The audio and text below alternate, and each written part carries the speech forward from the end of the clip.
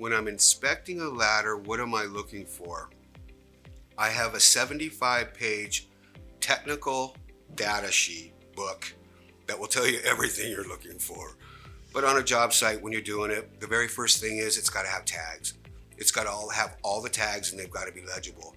You can't change anything about that ladder that the manufacturer originally put on that ladder, built it to that standard, and tested it. So it's a real risk. But we do require the employer to know what that ladder is designed to do, what its maximum weights are. So everything that is on a label, the employer is supposed to know that.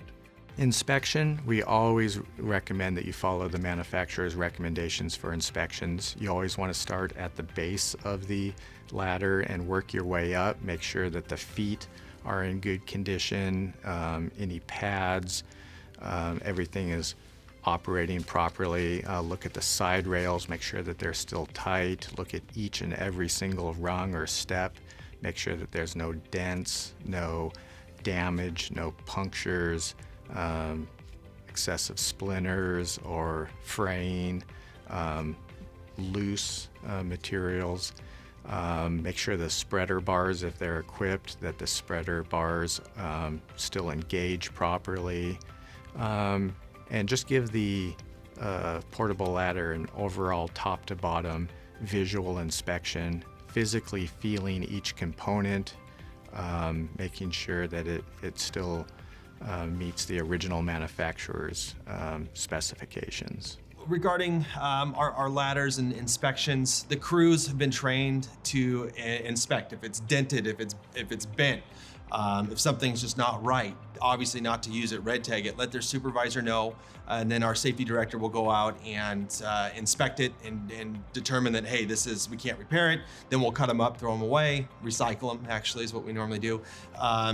And just to make sure that they're not being used. And then also when safety director is going out doing job site audits every week, every day, he's going to be looking at those ladders when he's there too. So if he sees something that the crew may have missed, that's kind of our second line of defense to ensure that they're using safe ladders.